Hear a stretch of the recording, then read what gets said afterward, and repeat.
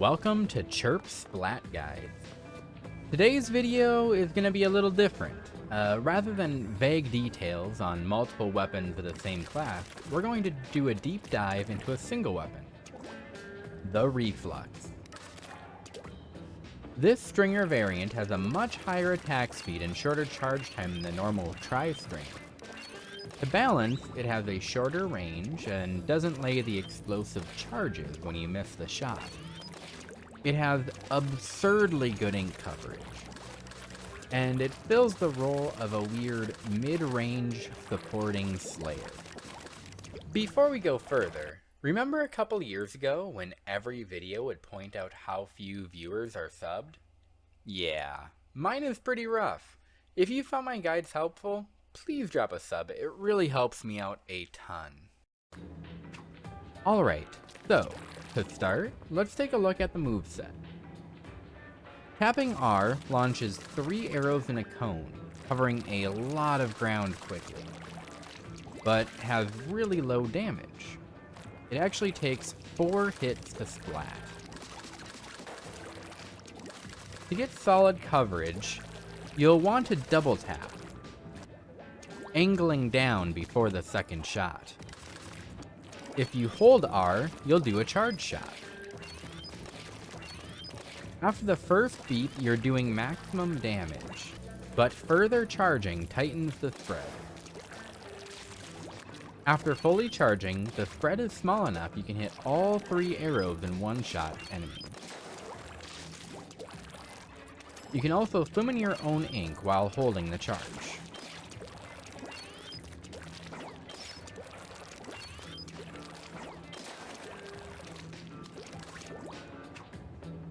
Jumping changes the spread from horizontal to vertical. This isn't great for coverage, but will make hitting all 3 charge shots from the same opponent much easier. Now let's talk about the thing you probably already know about the Reef-lux. It's sub and special. For the sub, it has the curling bomb, which was probably meant by the devs as a way for you to push close enough to enemies to fire at them. It can be used for that, but more often I use it to get that last point of ink that's just out of reach to get the special, which, by the way, is the Tentamissile. This special is the bane of both teams. No one likes to see the Reef-lux sitting in base, building special to fire this off. Whether it's the enemy getting bombarded or the ally team trying to win a 3v4. This special is absolutely central to your gameplay though, and by the end of this tutorial, hopefully we can make it so that frustration is only on the opponent's side. First though, let's take a look at the build. So you'll want 3 points of main special charge and 9 points of sub special charge up. Easy as that. Alright, I kid. You will want something like this. Tenacity is fantastic. Anytime a teammate dies, your special charges. Then you'll want a primary special charge up and a special power up.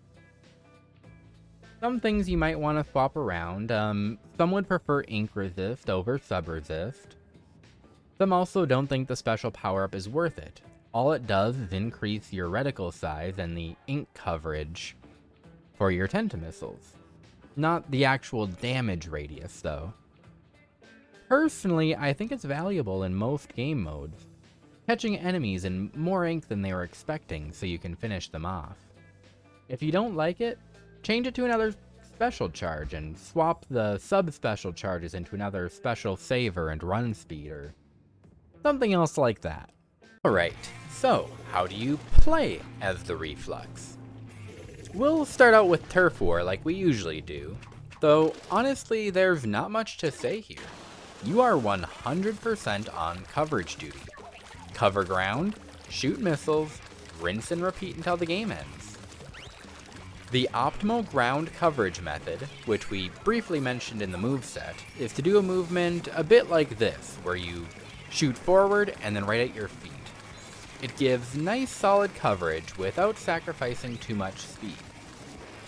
Your points by the end should always be in the thousands, and hitting 2K isn't impossible by any stretch. It's one of the better weapons for leveling up gear for this reason. Now, a mistake that a lot of people make is adopting the same strategy in Anarchy battles. Do not do this. First off, we have to get a few important points on the table.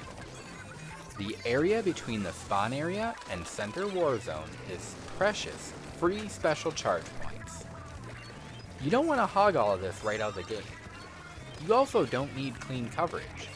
You're gunning for special points, not turf.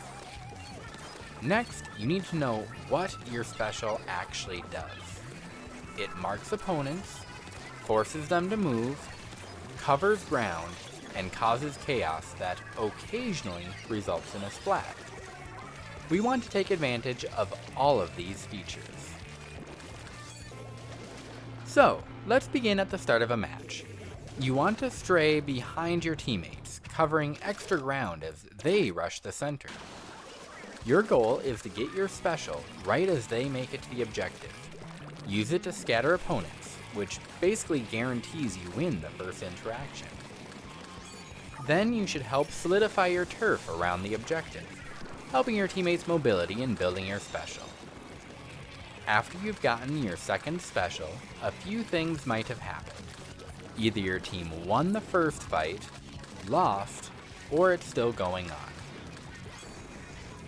If your team won, here's a trap many fall into: shooting all their rockets at the enemies who are making their way back to the objective. Ask yourself, what does this achieve? You've marked enemies who no one is close enough to hit.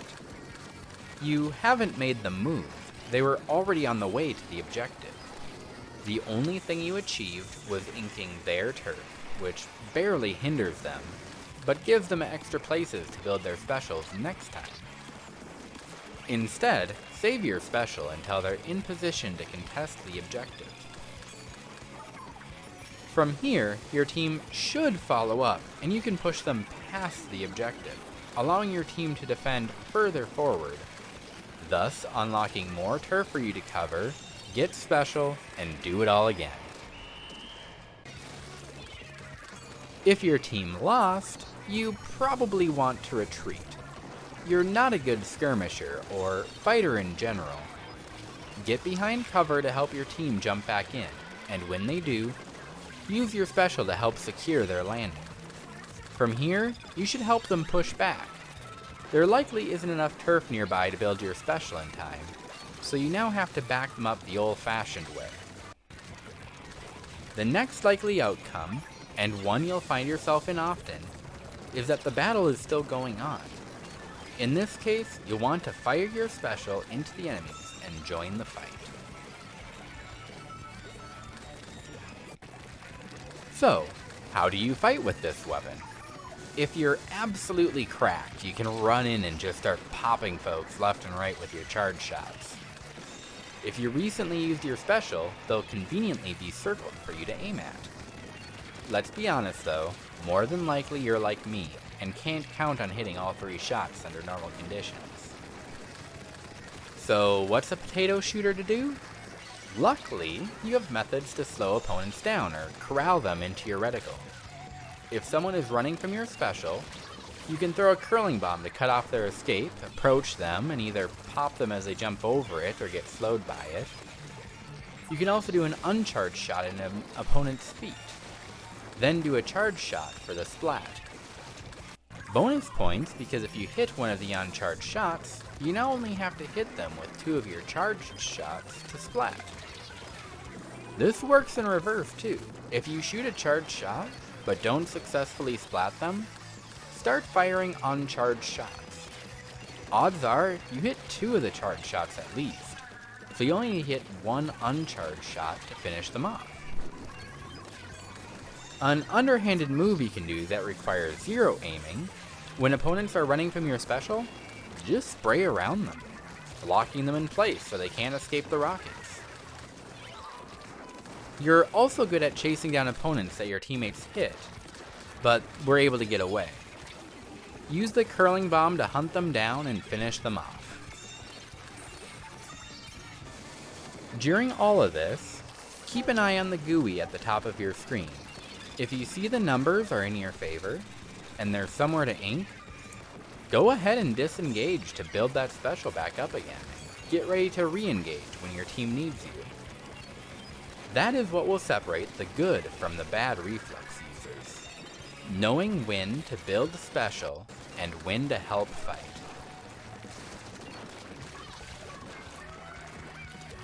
With that, we're all done. Subscribe if you want to see more, like if you enjoyed it, or comment with any questions or feedback. I'll put up the full Anarchy session I used for this video footage that you can check out if you're interested. It'll have commentary of me correcting my own play. Otherwise, until next time, stay fresh.